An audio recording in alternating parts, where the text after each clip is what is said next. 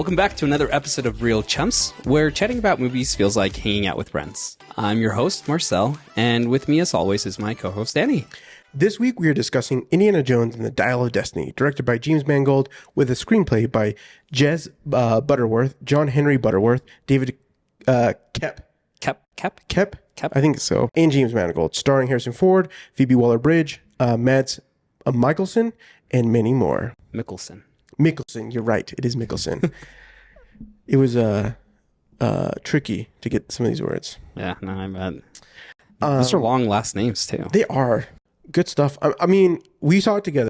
We tried seeing it earlier. Oh, boy. And we got stuck with a blackout because it was so hot that it knocked out the whole, like, Plaza Squares power stuff. Yeah, and we waited, what? So we got, like, 10 minutes? No, we waited an hour.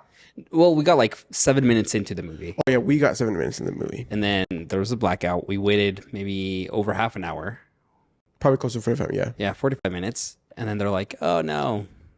Who knows how long it's going to take? So then we left. Yeah, we had the kids, so. We had the kids. But then we came back another day, and we finally watched it. So. Good times. It was a struggle to get to it, but we did it. Cinemark, you should invest in intercom systems.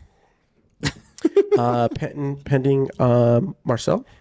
Yeah, well, like poor guy that was like that was walking in and out. No, and because they had a whole bunch of people coming out, and then they're having to deal with that, but then they're not having enough staff members because of budget cuts. Everyone's impacted by it.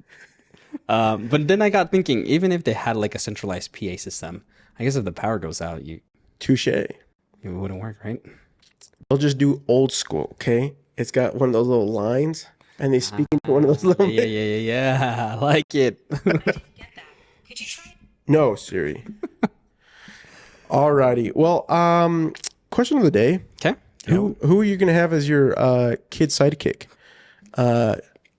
Teddy or shortstop? Shortstop. Dude, right? Although Teddy is formidable. Teddy is formidable. The way he kills that thug underwater. Yeah. Whoa. Oh, I know. I loved it. And the fact that he didn't know how to swim and he didn't panic. Yeah, he didn't panic. He's got wit and like street smarts that. Yeah, he's a great pickpocketer. Yeah. Pickpocketer. We know that shortstop can drive. And I don't know. I feel like I just like shortstop as more of like he would like be part of the conversation to a degree. I feel like Teddy was a little bit more reserved. That's true. But and shortstop, he calls out Indy. Yeah. So no, I think shortstop would be fun. Yeah. Good stuff. Okay, so Dial of Destiny. This has been quite a progress to get up to its release date. Yeah. So when Disney bought Lucasfilm back in 2012, 11 years ago, what they immediately said, we're doing Star Wars films again, and we're doing Indiana Jones movies. So like this was announced over 10 years ago that they wanted to make Indiana Jones movies. And it's taken 11 years, over a decade for one to come out. Because Crystal Skull is not part of that. No, right. Crystal Skull came out in 2008. 2008. Okay, yeah. 2008, Disney bought Lucasfilm in 2012. And so here we are. And originally it was going to be Steven Spielberg directing. But then he dropped out. And then I was reading about this. They went to James Mangold and they're like, hey, like, we want you to direct. And here's a script that someone had written.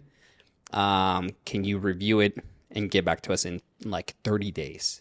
Wow. And he read it and he came back and he's like, yeah, there's elements here of like an Indiana Jones movie, but I need a year to like rewrite this. Interesting. And then Disney said, no, we're going to move forward with someone else then.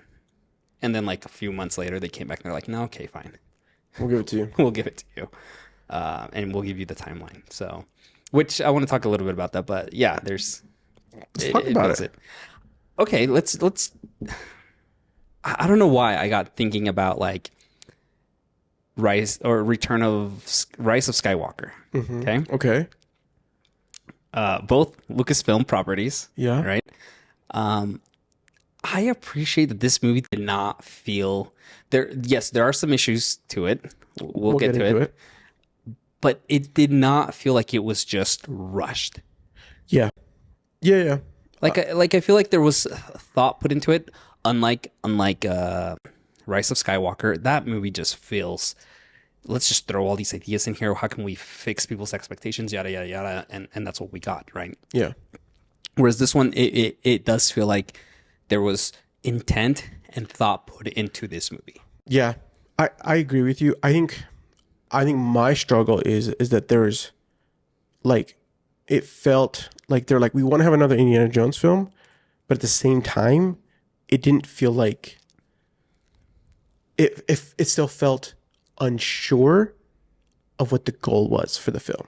Yeah, yeah. And because like just in like, it felt way more indie as an indie film. We're gonna get into this, but it didn't quite feel, obviously not Spielberg feel, which is fine. But at the end of the day, when I'm done, I think the struggle that I have with this film particularly is that it's like if you give a mouse a cookie, or and maybe it's the expectationness, or it's the like, we just want to give some fans, or they're trying to see what property like IP still will pop. Okay, yeah, that's kind of like, even though they like you said, they didn't just shove it down the pipeline. That Mangold said, I'm happy to do this, but, which, good on you. Yeah. Okay.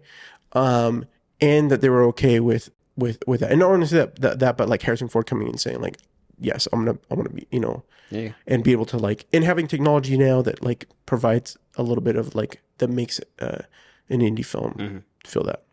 Yeah. And so I think with that, and I didn't realize this movie had 4 writers. Yeah. Credited. Yes. That's a lot. That means there's probably like another 3 that had input and we're looking at it that are not credited. Correct. At least.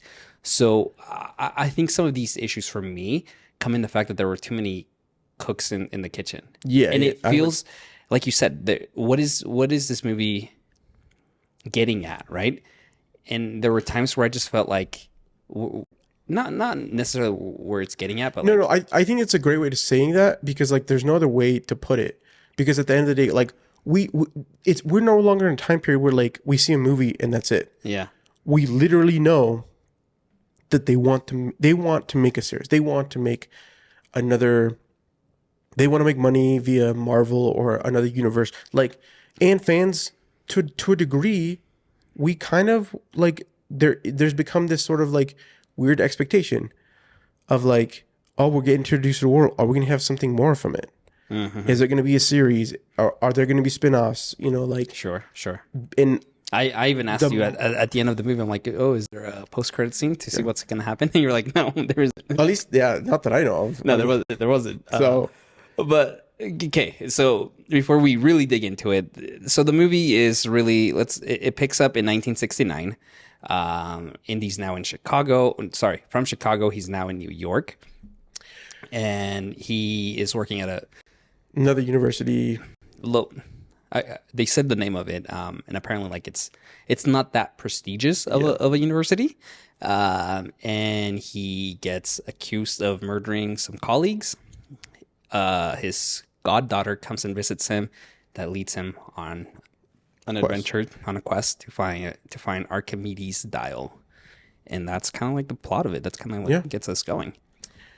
I want to talk about. I actually want to start off with Indiana Jones. Yeah, I do too.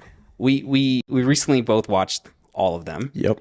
We talked about 2 of them in our last 2 episodes, but shout out to everybody who has watched The Last Crusade, because it came out super late. I was in Boston, and I thought I could edit with just my iPad Pro, but there was a lot of conflicts. And if you follow any of my other social channels, you might see a video coming out, me talking about it in like, anyways. So So thank you for watching and supporting us. For having your notifications on, being notified that the episode is out. It is a great episode. If you haven't checked it out, be sure to go check it out after this episode. Yeah. Or, in the pipeline when you're driving. Yeah. But let's talk Indiana Jones. Like, how do you feel Indiana and Harrison Ford's performance was here with this Indiana Jones that in the universe he is like 70 years old? Yeah. But yeah, I want to hear your thoughts on Harrison Ford, Indiana Jones. Okay, so do you want including CGI stuff, including like the whole shebang? Yeah. What up front, I was not expecting this to be a film about grief.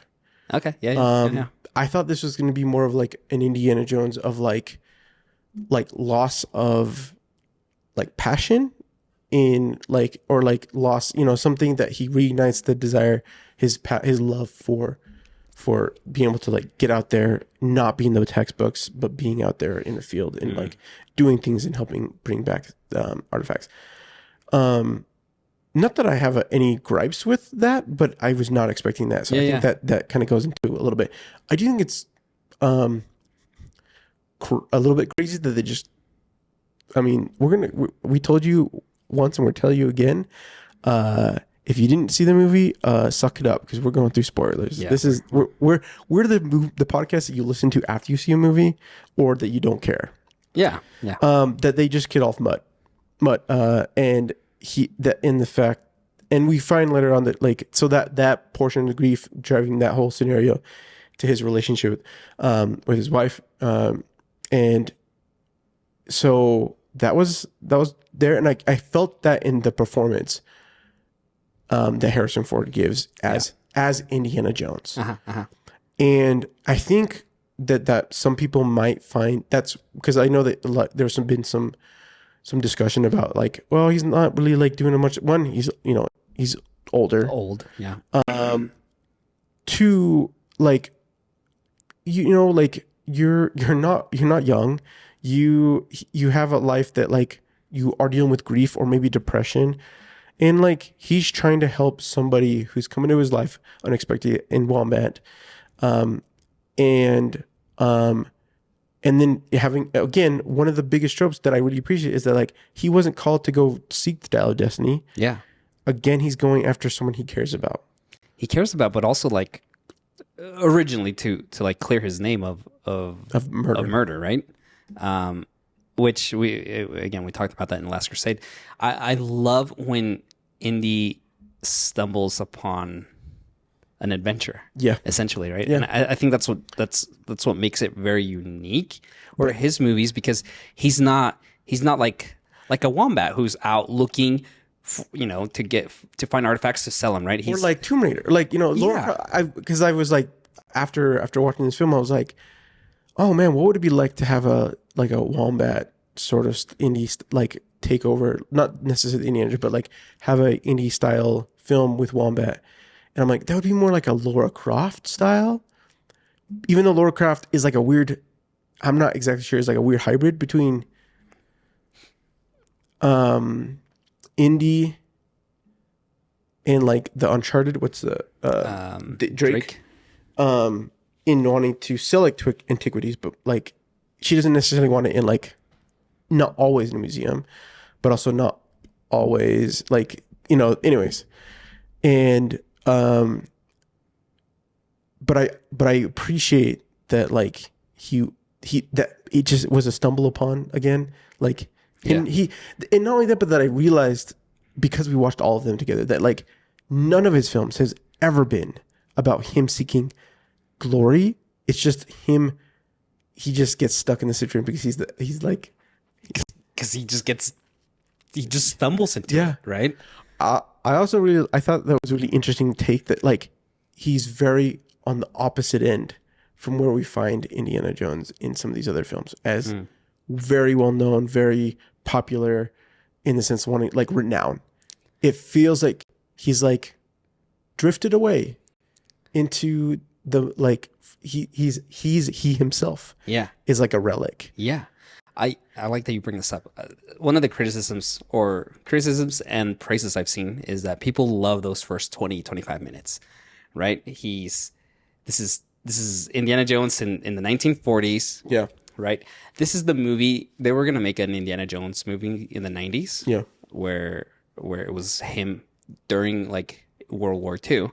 But that never happened, right? So this is like what could have been that, right? And it was really great. You have the music playing. You have a young. We'll talk about the CGI in a sec. You have the young Indiana in his prime, jumping on a train, doing whatever he needs to do, right?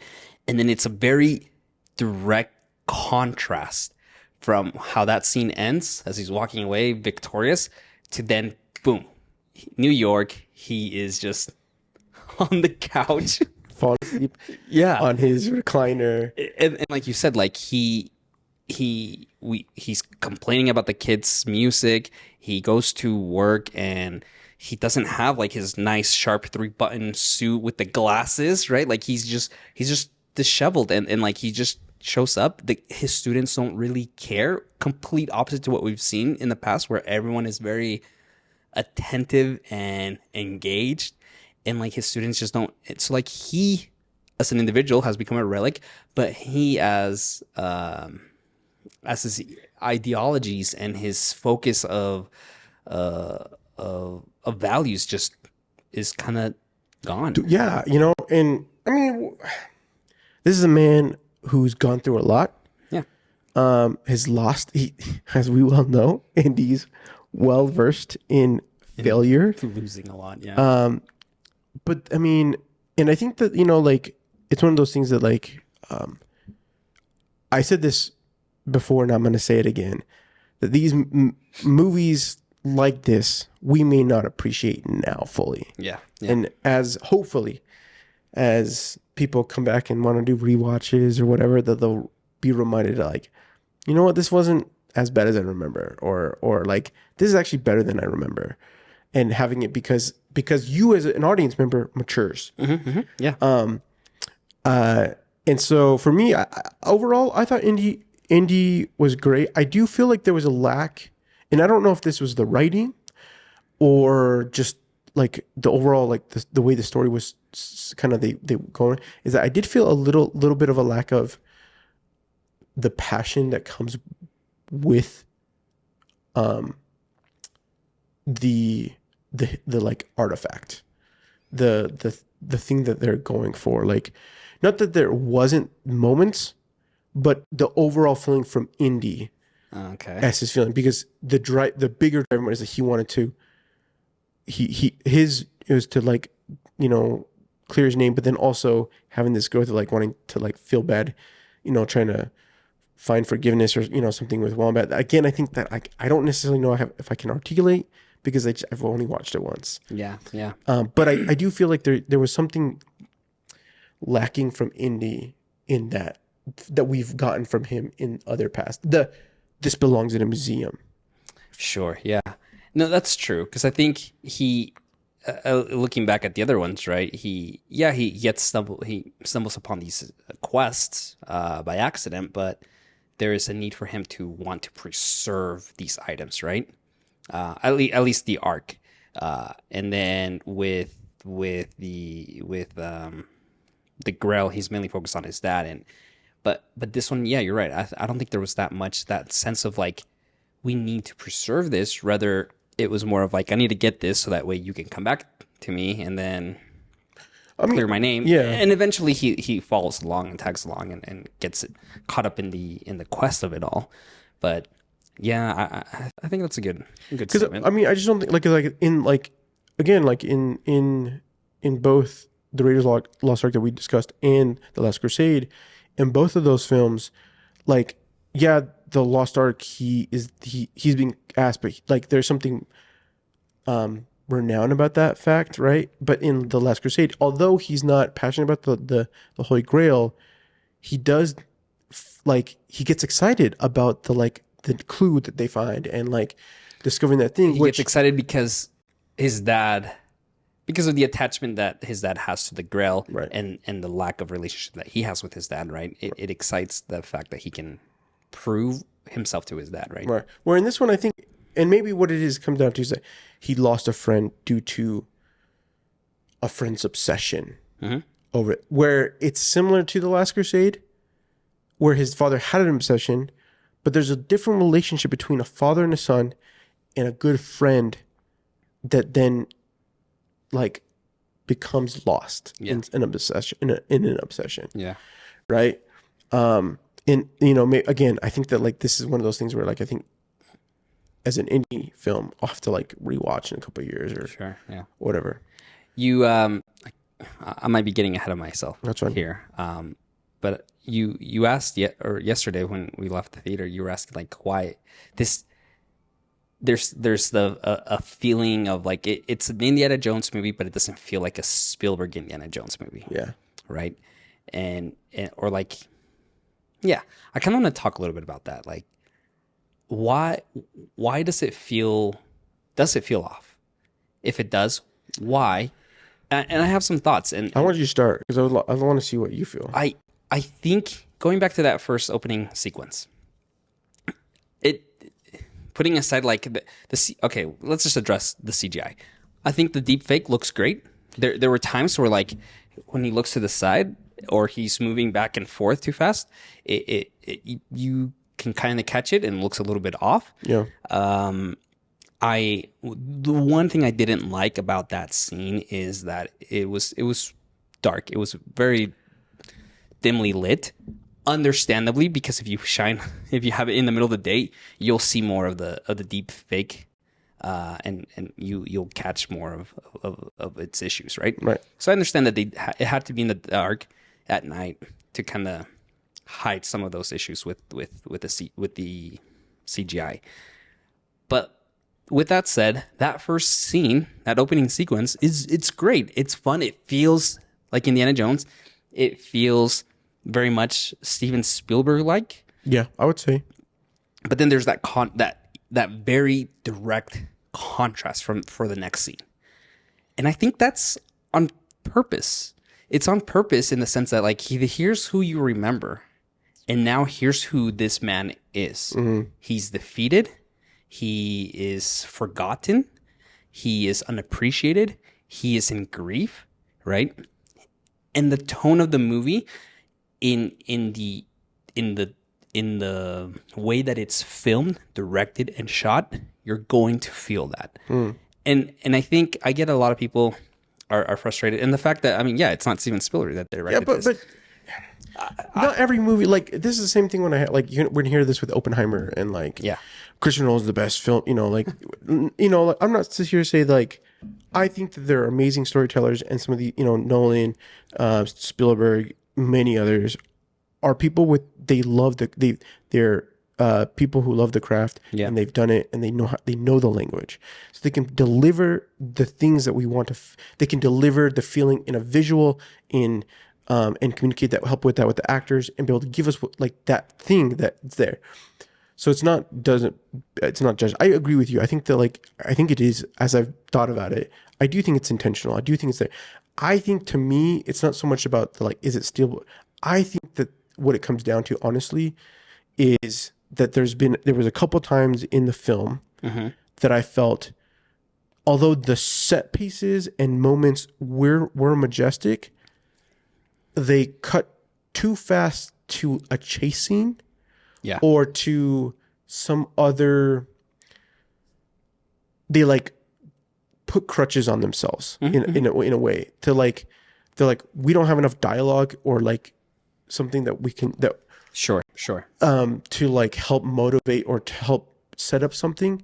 So we're just gonna continue this MacGuffin, or whatever, continue this thing, and it just be continued. Like hopefully that'll carry over. Yeah. And we'll add some a chase scene, and we'll get some practical stuff, throw in some CGI stuff, and like because the first part of it, I feel like they did do good. They did their due diligence, and then I felt like in the third act they went big. Yeah, they did. And that paid off, in my opinion. The middle portion is where I felt like they kind of lacked. Not. it not in like. I think part of it is just, again, I think it might have been just been like, what do we do with an 80-year-old man? You think that's what it was? I think that's what it is. I think it. See, but I feel like they could have had less of a car chase and done something more with like Indy getting caught in some fashion, right?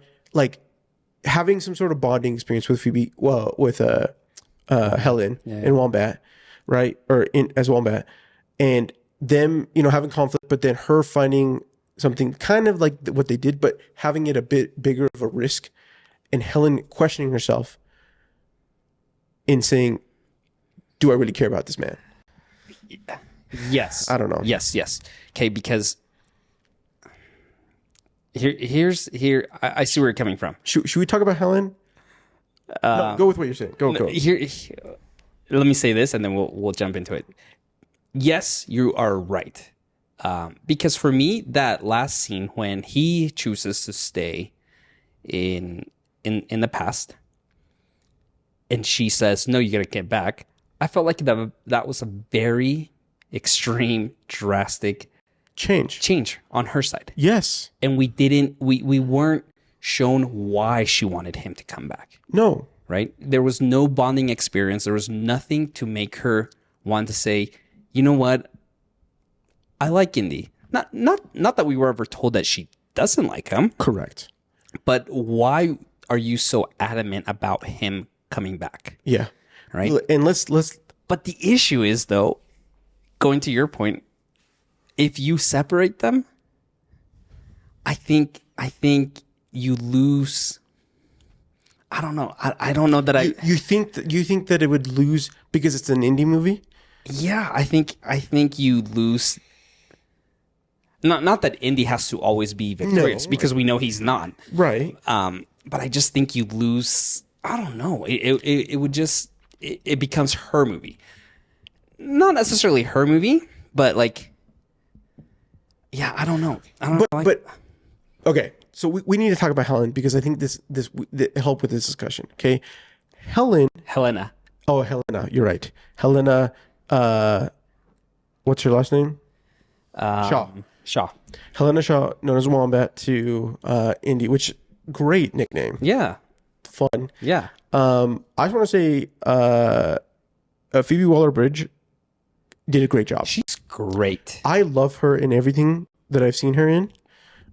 She's a phenomenal writer. I think she's a great actor. I think because she's done the writing and directing and acting, she understands things, and she can, there's something about that like adds to that aspect. And I think that's why I'm saying what I'm saying. Yeah. Because like she is like the opposite of Indy. Yes. She's passionate, she's smart, she's quick on her feet. She's she knows her stuff. She loves she loves history and artifacts and things but she's instead of I want this in a museum, like she says, I only believe in cash. She's very much, and I really like this. She's very much like Balak, the villain in the first one. Yeah. Right. And we talked in our episode, like Balak and Indy are two sides of the same coin, right? And she's very much like that. She's passionate about artifacts and relics, and she's passionate about the history of it all. Yeah. She just happens to think like, it's okay if I make cash on this stuff, right? Very much like Balak. And I really liked having a character like that in this movie. And I think I said it in our episode on the arc, but I said I wish we could have gotten more interaction of Balak and Indy with these ideals conflicting. And we get that here. We do. And it's really well. But yes, to your point earlier, we're missing the emotional connection and the reason why she wants to keep him around or be with him or have him come back. But in I think what you were getting at earlier, right? Because Helena, she comes in. She's the disruptor. She's the inciting incident that causes everything that takes place, right?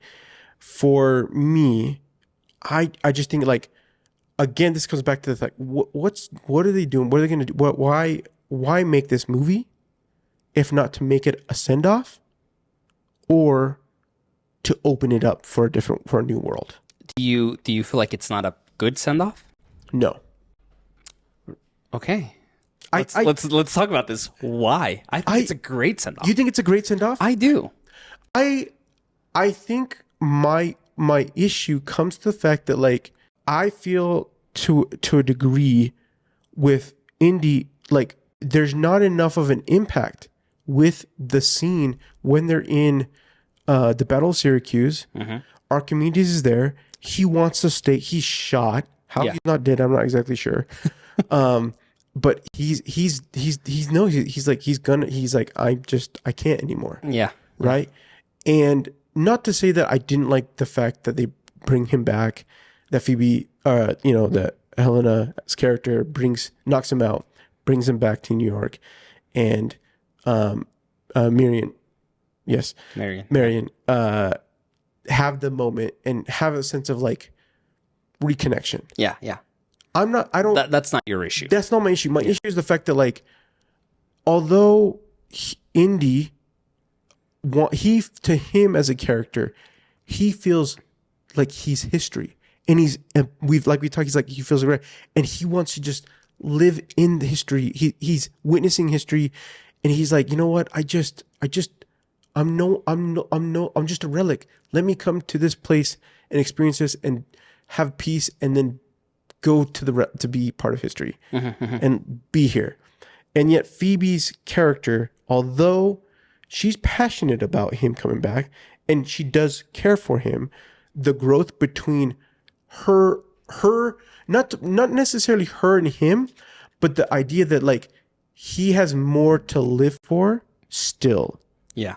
Whether that be with her or with Marion or whatever. Mm-hmm. And that he does not deserve to just stay here and become be lost to history. Yeah. Okay. Yes. Agree. I think to that, the ending, him coming back, the connection, that to me was great. How we get there, like you mentioned, was not delivered very well. Yeah.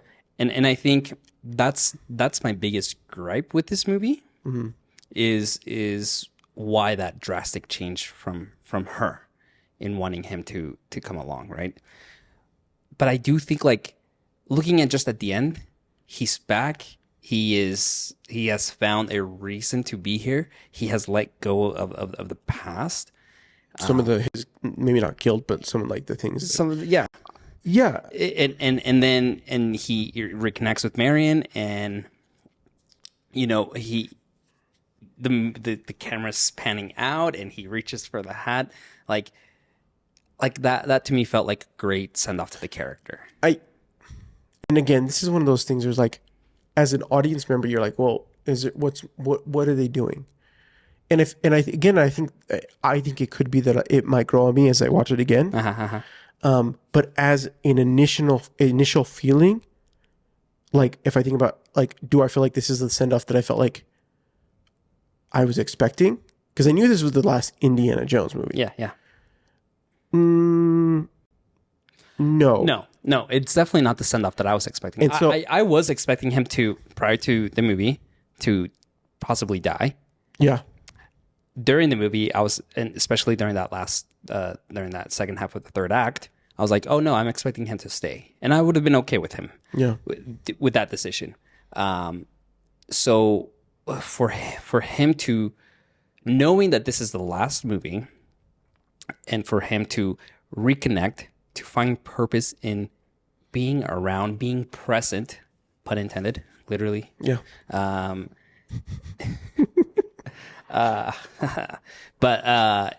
then there we go. I love that that's on there.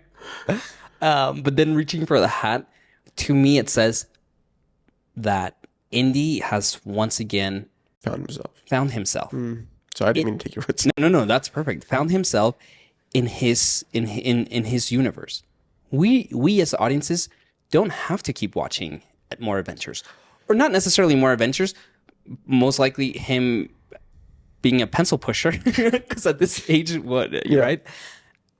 But the satisfaction of knowing that he has found himself and he is going to build relationships and he is living his life moving forward, that brings me some relief.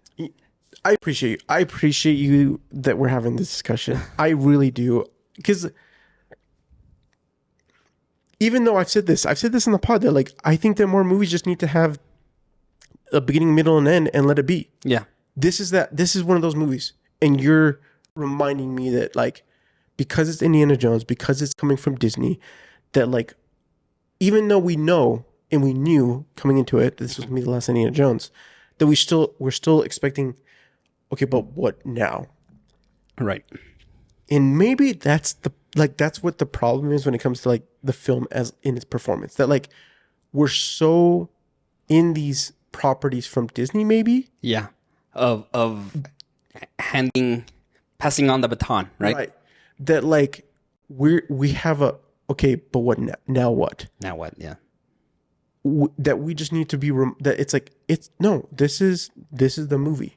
And again, I think that's why I think this is going to become better as we in like 2 years, or maybe in a year when someone rewatches it, or hopefully like maybe when it comes out into and more people start watching, they're like, oh wow, no, this is great and enjoyable. Because I do think it's an enjoyable, like, I mean, I thought again the I felt like overall set piece wise they had very much Spielberg-esque feel. Mangold did a great job.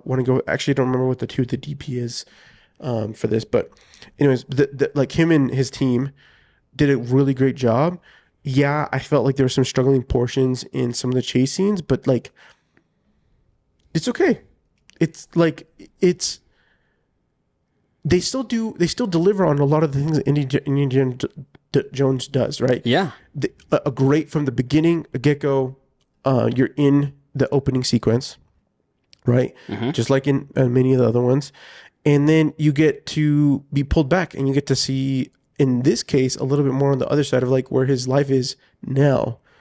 After he's like time is washed. And I think this is one of the things I wanted to tell you is the getting older, the world changing around you. With and the history obsessed portion of it, like how, I don't know, because like ultimately it hits a lot of the good marks that Crystal Skull really missed. Oh, okay. And so I don't know, and it makes you think, because I think like The Last Crusade, that's one of those things that like it makes you think about your relationship. And I think in this one, it kind of brings back to like the idea of like why Indiana Jones is such a strong character, in the sense of like his passion for history, and how like that's almost gone in his world. And I would say that in our world we're lacking. Yes. Yeah. I do like that. I think, and again, seeing Indiana feel he's lost that spark, right? And I don't know if it's like, I guess the movie portrays that loss of spark or excitement in his profession because of grief, whatever's happened. It almost felt like the whole story about like space exploration, and to me it feels like there was something more there in the first draft about space exploration, astronauts, what that means for history and archaeology that just wasn't explored. Yeah, that was the other thing I wanted to say. I'm glad you brought that up, because I was not jarred by it. Not only that, but like the CIA portion and like them with the like the doctor from the Russian doctor who Dr. Voller. Yeah, Dr. Voller. I was kind of like, huh? Yeah. But there, but there is something important that's being said here about like a love for history. Yeah, not only the love for history, but like we get caught up in like the new shiny thing. Yeah. that we forget that like history also had people making innovations and like we're doing amazing things that we forgot about, right? Like I don't know, there was something about it that like there was a couple things that for me that I found like profound. One was the fact like Teddy was like learning how to fly from a pilot. Yeah. Without like him being told, him learning and then applying it in real life. Yeah. Without having to go to school. Mm-hmm. And then not only that, but then what's the Egyptian's guy? What's his name? Which guy? The one with the hat. Who's in like all the indie films. Oh, Salah. Salah. Okay, so Salah comes. He's been brought to America and he's got some great kids. I love that. I love that. Yeah. Partly because we're immigrants. Yeah. But I also what I loved even like on top of that is that like him pop quizzing his grandson. Grandson like joke like, come on, grandpa, you know, and then but like telling him how it is, and him emphasizing the fact that like, but I'm teaching him about history and whatever. And something that I think, I don't know if this is because we're in America and we don't really have history other than our own. Like his emphasis of like, I miss the desert. I miss the new sense of adventure. But on top of that, like the idea of understanding that history is important and that shapes who we are. Because, and I'm like extrapolating on like a lot of different moments, but like these things that like emphasizes that like reemphasizing like Indiana Jones, sometimes you can't learn from in a book. Sometimes you got to be out there and experiencing things like like not having cultural ignorance. And wanting to know about history and wanting to and understanding what the impact of that history and why it's important. And I don't know, I think that I certainly don't have that as much as I think I'm realizing that I would like to. No, that's a good point. That's a good call out. I think there could have been more, especially with this whole aspect of like the time traveling, right? I think that could have been dug a little bit more. Yeah. Into having that more of a stronger theme in the movie of what does it mean to really study history and what impact does that have on us, right? Powerful. And I think by even that could have been like a motive for Indiana to stay in the past and choose that and to live in the past. But yeah, I think that could have been dug a little bit deeper more in the story. Yeah. I like that. I want to go back to Dr. Voller real quick. Yeah. Mads Mikkelsen, always great. Dude, always great. He's just awesome. Like he's I don't know how he survived that smack in the face on the train. I also had this question. I was like, how is this guy not like have like I thought he was gonna have like some kind of like metal plating or like going back to his character in Casino Royale, like bleeding out of his eye, like. But no, he has like a scar here and there, and he survived. I feel like that was a missed opportunity, in my opinion. I'm like, I don't know. It just would have been so much, like if he had like some sort of mask or, you know, again, I don't know. I'm like, he got freaking nailed. They were going at least, 60 miles an hour? I was going to say 80. They were cooking. Yeah. And he just freaking, and I'm pretty sure it was his face. I even went like, oh no, we both did. Yeah, we both did when that happened. But he survived. He's okay. He's fine. But he's a great. He's always good. Mads Mikkelsen as a villain is always awesome. He brings his A game. He was awesome to just take this performance, and he's just. Oh, I hate Nazis, man. I really do. Yes. And agreed. He delivers my hatred towards them so well. Like I talked about this in our last episode. My favorite thing about these movies is just the beating of a good Nazi. Like, yeah, the beating of a Nazi. Period. He's great. I wish, however, though, like they would have let us know his plan earlier.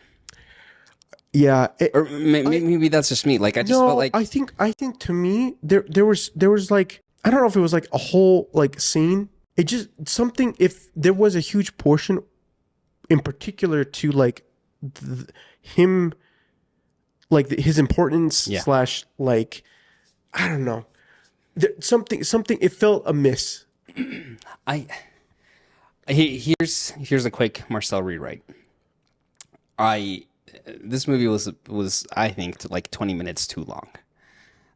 Ooh, in my opinion, I agree. And I didn't think about this, but I'm with you. Yeah, I think what they should have done is they needed to have. I don't know why we focus so much on the spear at the beginning.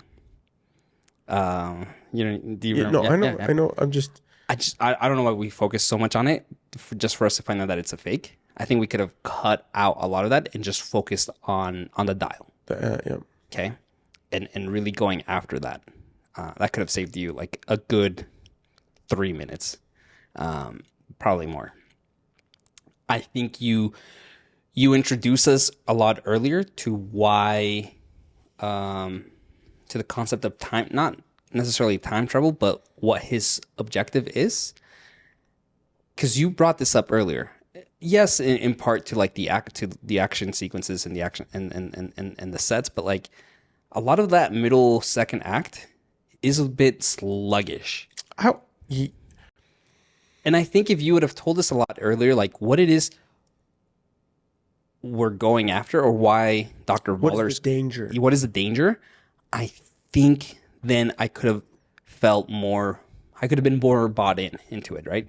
Something that I said as soon as we left was like, I never felt at any point in this movie that anyone was in danger. Yeah. Right. And a lot of it was just because, like the CGI backgrounds during the chase scenes, it kind of pulls me out. But also from a story perspective, I don't know why I need to be worried about Dr. Waller accessing this dial. Yeah. Right? Yeah. No, I agree with you. You know what they could? I'm gonna add another rewrite. Yeah. They could have cut out more of the like, the Lance situation. Get to the fact that like it's fake sooner, right? Have the flashbacks with Shaw, with older Shaw, the father, and having the conflict. Have a flashback of Waller killing Shaw. Oh, okay. Thinking he still has the dial. The dial. Oh, okay. And then is what it reveals to Wombat this situation, that he didn't just die a crazy man. Mm-hmm.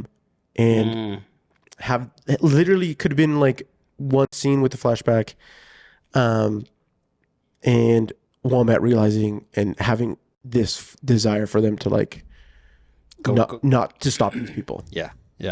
See, I like that. I also think my other gripe with it is that whole scene of like of Indiana being like, "Hey, do you not remember the last time we saw each other?" And her being like, "No, I don't." Right?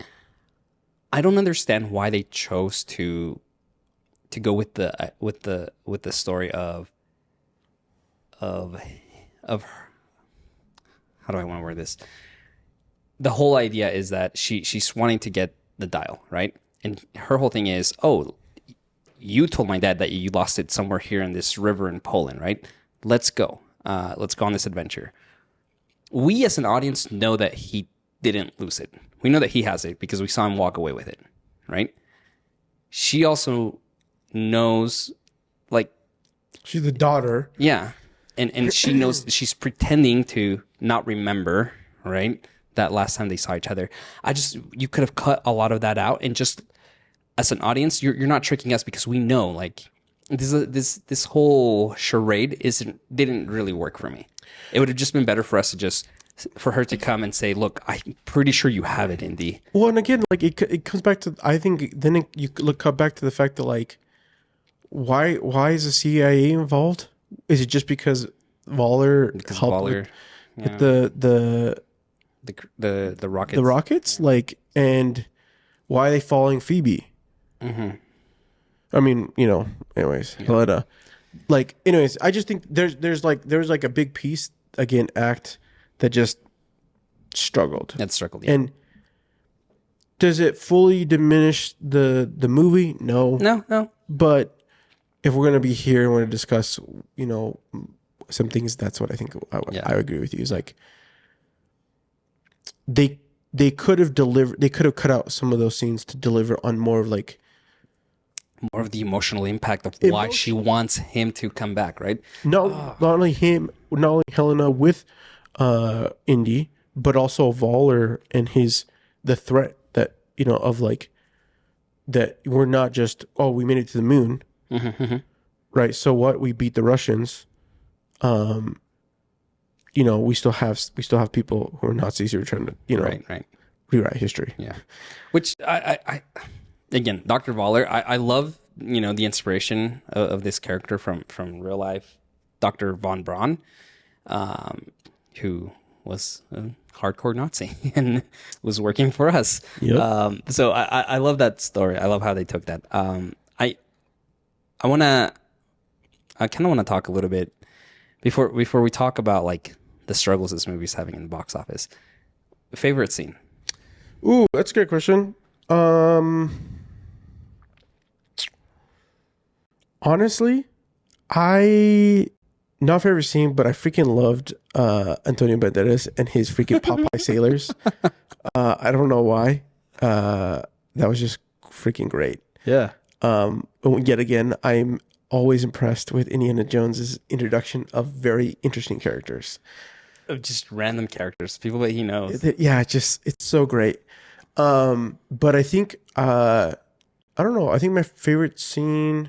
Let me think about it. You got one? I have one. Okay, give me it to me. I'm gonna ponder. You talked about it. I really liked. They're on the boat and Indy just kind of breaking down and she asks, right, like, if you could travel back in time, where would you go? Is it the Battle of Syracuse? Is it go get a sneak peek of Cleopatra, right? And he says, no, I would go and warn my son to not join the war, right? And I like how she says, oh, did he enlist because he wanted to make you proud? And he says, no, he didn't, instead to just piss me off, like, right? And I love the question that she then poses, how would you convince him not to? And he just lays it out. Dude, I would tell you if you go, you're gonna die. You're gonna die. I think you're right. It's gonna put your mom in so much grief. It's gonna put me in a position where I don't know how to comfort her. Yeah. It'll eventually create a drift between us, and I love that just because this is a side of Indiana that we haven't seen ever. And I was reading a tweet the other day, a tweet or today, where someone was saying like, why do we always have to make our legendary heroes like break them down into like these grief-stricken individuals? And it's like, because we want to see different sides of our characters, right? It's called a drama because we need to incorporate like conflict, and what better way than like something that a lot of people can relate to. Yeah. Right. So I just really liked. I think I'm getting to a point where I really like Harrison Ford. I like, he's a great. Did you not like him? No, it's not that I didn't like him. It's just, I think I'm appreciating him a lot more now. I think that's what it is. Like, okay, I agree. I'm appreciating him a lot more, and he just delivered that scene really well, impeccably. Yeah. Not only that, but then later we see the impact of that when Antonio Banderas' character gets shot, and killed, and Phoebe, man, it's not Phoebe, but like Helena's character is like thrilled and excited and whatever, and Indy then delivers, my friend is dead. My friend just died. Yeah. My friend just died. Yeah. And like it completely shutting down the mood. But like to him, like, I mean, I think part of it's, again, honestly, I kind of would love to talk to somebody who like loved Indiana Jones, but also lived through the Vietnam War. Like this era. Yeah. And like what's the impact for them? Like if this movie hits different for them or not. Yeah. because I feel like it would, because I do feel like it might be speaking more to like what was happening. Yeah. Yeah. Anyways, I don't know that maybe that whole sequence, the introductory, the growth of like finding this interesting character, having a little like we don't get too much with them, but overall, it then leads to some of the most emotional and impactful moments of the film. Yeah. That hit hard. Yeah, no, I thought that was a great scene, and I think that's kind of what I wanted out of this India. As a send off, I wanted to see emotion and a little more emotion. And again, Harrison Ford delivered it great, and it's another side of Indiana that we hadn't seen. Okay, I'm gonna say this is probably I'm gonna say like cool the set piece. I think the third act in Syracuse, them going through the time and realizing they're not. He's like, oh, it's just that we did it, and having it completely shattered, realizing that they're in the Battle of Syracuse and getting wrecked by these epic freaking spears and arrows. It was really cool. I thought that was a really good payoff. I thought it was a really fun and interesting like set piece way. The payoff, now that I think about it, especially with you reminding me that like, you know what, this movie isn't about what's next, but that it's just an indie film. And now that I think about it, I think, they had subtle setups with big payoffs that I don't think we're going to appreciate until we watch it multiple times. One of those payoffs, I really like the callback of the watch.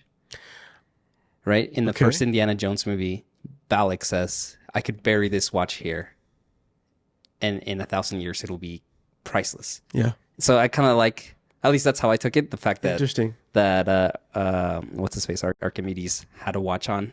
Yeah, when right before they find the other piece of the dial. Yeah, and it was timeless, Yeah, it's from the past. I don't know. I thought the payoff of the setup of like the fault of forcing the card, and it's a false pull. Yeah, that's literally what Archimedes. That then she comes like it's a forced deck with Archimedes' dial. Yeah. Okay. Did you catch that? I did not. Oh, okay, this is great. Are you serious? Yeah. So like for me, I'm really like it's a she's okay. Pick a card, and and 30 minutes is like mesmerized. He's like, this is great. And then she revealing, which I thought was weird that she reveals what she's doing. What she's doing, yeah.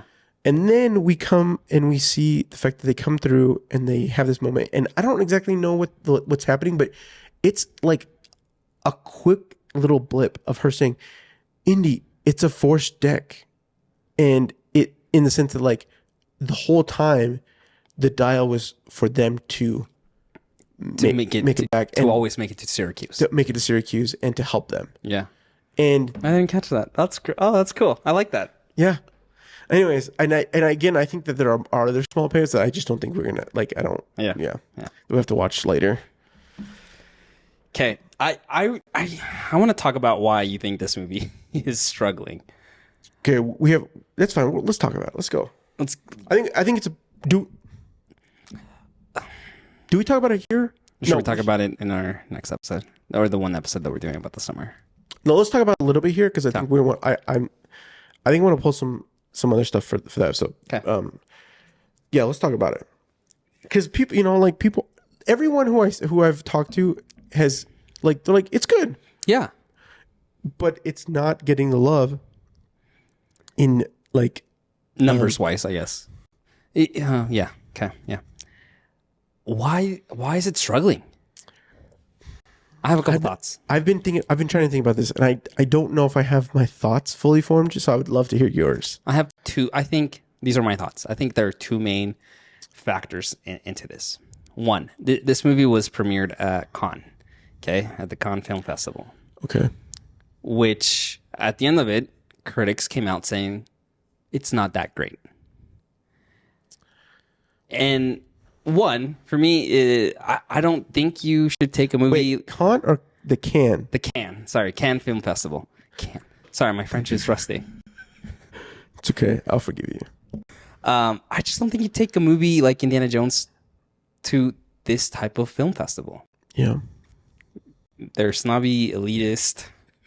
Artsy fartsies. Not that say Not that it's a bad thing. It's okay. There's a place. And we should have those films. Yeah, 100%. But this is not a film. This is not a film that you take there. No. And so I think for when word got out that the movie is not good, to the average audience, they don't know what this film festival is. They don't know. They're just hearing, oh, I heard some critics, they did a premiere and lots of critics are saying that it's bad, right? So I think that mentality bled into this. Like, people are just like, oh, I heard it wasn't good. So one, don't premiere this kind of movie at this type of film festival. Second, I just think they took too long to release this. When did they? In the sense that, like, last movie was 2008. Yeah. This came out 2023. That's what, 18 years? Yeah, it's too late to do math right now. 15 years? Yeah. Whatever it is. But nothing in between. Like,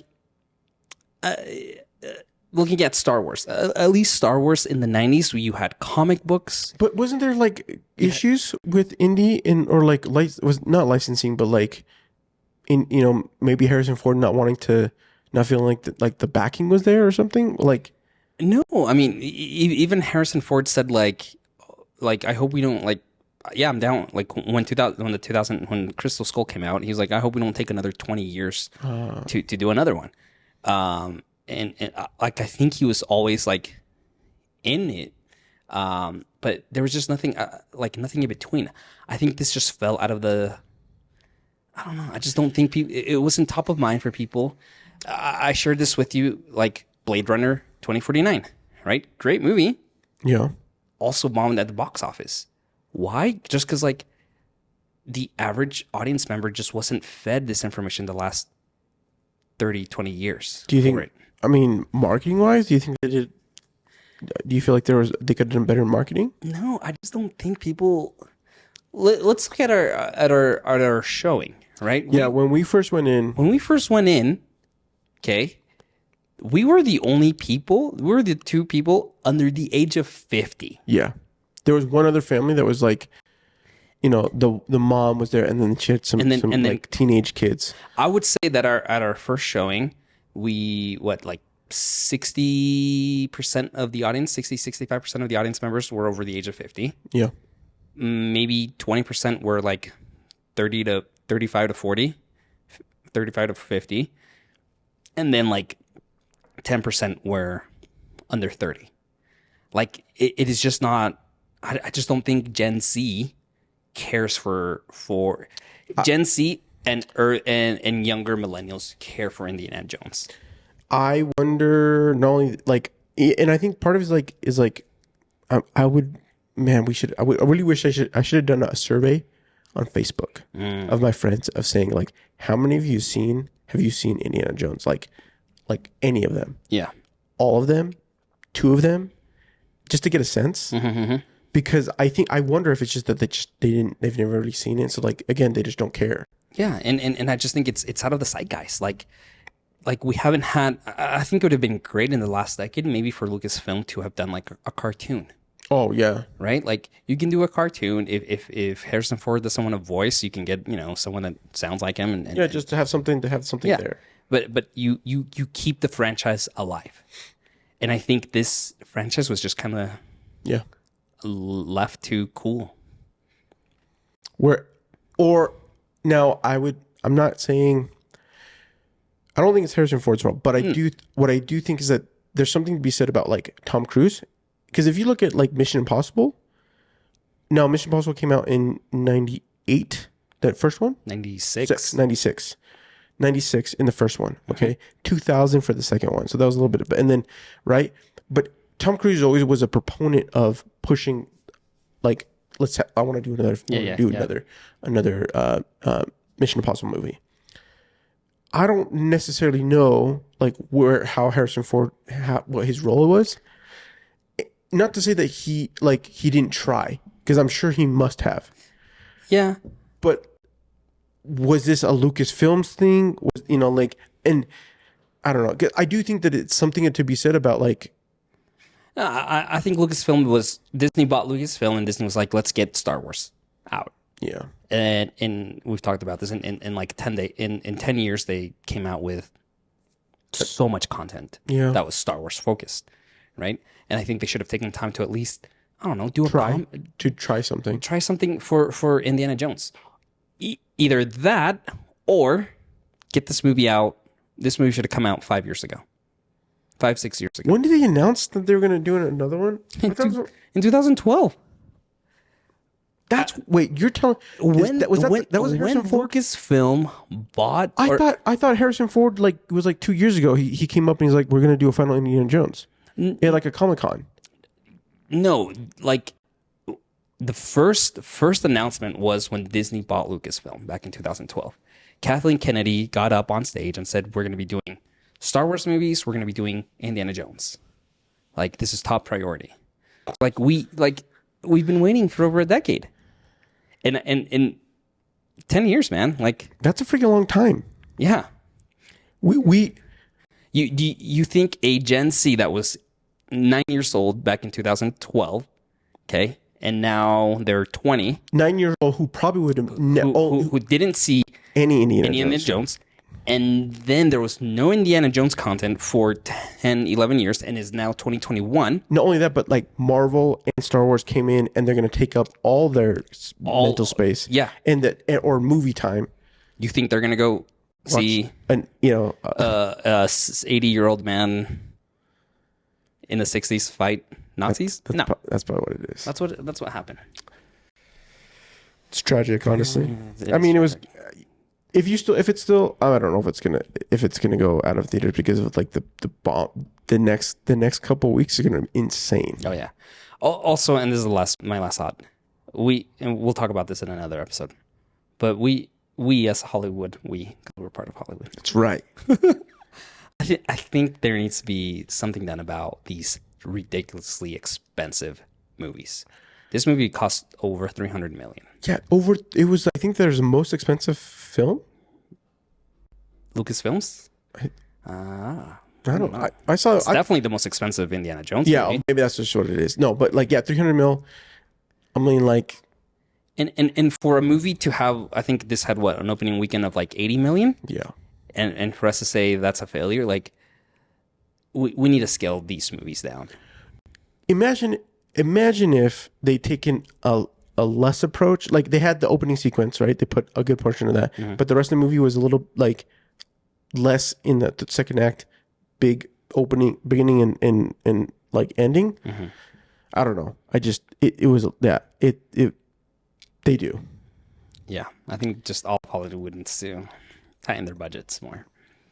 The Flash, that was just super expensive. It's hard. I mean, it's hard when studios are needing huge blockbusters, and they're not only needing, but they want to make that next blockbuster, right? So it's this weird thing where okay, well, we have this property, let's put them this, team members or creatives. The creative side is always saying that there's not enough budget to do this thing, right? Let's give them the budget and let's make this thing happen. Yeah. Right. And I'm not exactly sure where it's at. Where is it that they're just okay, well, we're gonna have a budget, so we're gonna extend these scenes and we're gonna let it. I tell my clients, and I talk with other people, that it doesn't Mr. Beast has this thing where he says he knows how to make a video, and he knows how to make a video that is entertaining and captivates people, but he's thinking about that every single day, every single moment of his life. Mm-hmm. He's been doing that for 10 years. Okay. So he's obsessed with this idea of making the best video that has the highest impact, that is the most, engaging situation, sure, right? For a medium of YouTube. Now, but these are and I think that I would put, Mr. Beast in the sense of his obsession is the same as Spielberg in his obsession with wanting to tell such a visual story, mm-hmm, or Nolan's desire to tell such unique and interesting stories, yeah, in his way, right? But at the end of the day, for most situations, a movie can be made, even if we know it's a good movie.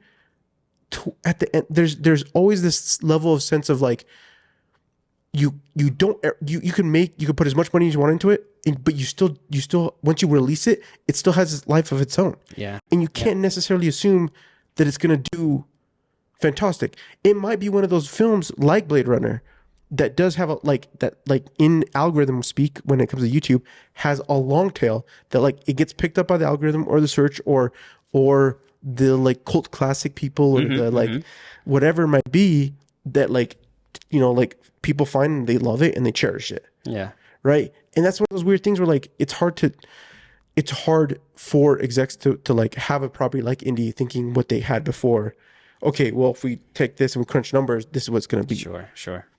Sometimes just, like, and not to say, because again, like, I would say like Mr. Beast is hitting these huge, like he released a video and in 1 hour it's got 20 million views. It's Wild. But we look at Oppenheimer that's coming out this weekend, and we're, for the most part, we're kind of guessing it's going to be a pretty big opening weekend. But the thing is, we also have Barbie. Yeah. Okay, so like in those situations, it's still going to be huge in that aspect that it's going to cause huge impact. Yeah. And I just don't think, at the end of the day, like, it's just like, at this point, like with the way we see how people consume content, it's no longer. There used to be saying like on digital, like if it's not good, it's off. Huh. I think it's like if it's not even like interesting, we're not even going. Yeah. No, that's true.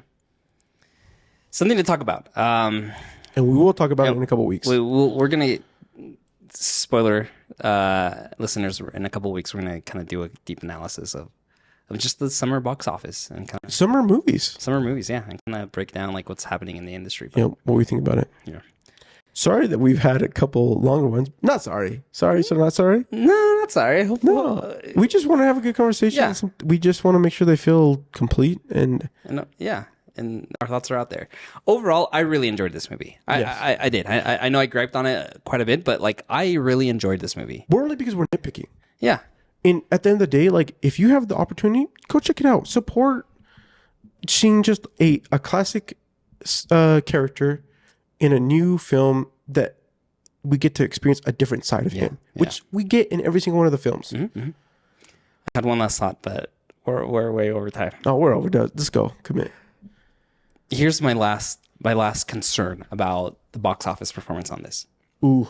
Lucasfilm has a history of hiring great directors, writers for Star Wars projects, and immediately as soon as that individual or individuals release a movie and it tanks, they fire them. Yes. We saw that with Colin Trevorrow with Episode 9. We saw that with the guys that did Game of Thrones. They're going to do their own movies. They're out. It happens a lot with Lucasfilm. My concern is that this movie is not going to perform the way that Lucasfilm wanted.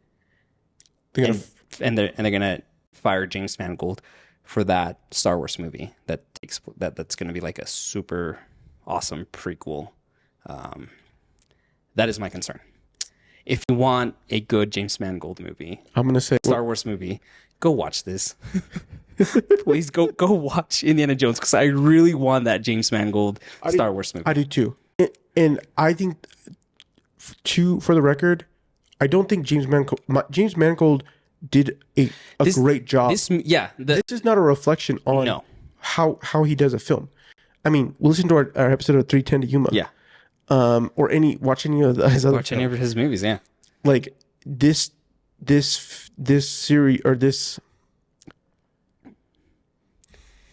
it's I don't know, paradox in box office. No, this. Yeah, well, and we'll talk about this in a couple weeks. It's like there's a lot happening this summer. Yeah. But also, and I don't think we can really talk about it until we see what happens over the next couple weeks. That's just my biggest concern. I think we'll talk more about this in that episode. Yeah. Because I do think that's a good point to look at. Yeah. All right, guys. Thank you so much for for listening or watching this episode. We truly do appreciate every single one of you guys that are watching. If you are gotten to this far, one, you are MVP. Be sure to comment, or when you leave a review for us, wherever you get your podcast, comment, what is your favorite Indiana Jones movie and character? And we want to hear from you. Let us know what you liked or didn't like about this movie. What's your ranking of this movie in the Indiana Jones franchise? You can always connect with us via email at reelchums.com, or connect with us on Instagram, YouTube, Twitter at Reel Chums. We want to hear from you. You can also follow Danny and I on Twitter. I'm on Twitter as Marstrosity, MARZTROSITY. Rubio_TV or Rubio.tv and other places. Join us next week as we discuss Mission Impossible Dead Reckoning Part 1. Ooh. This is going to be fun. This is going to be a good movie. I'm hoping it's good. Oh, I know. It's going to be a fun time. We'll see you next week. We'll catch you next time.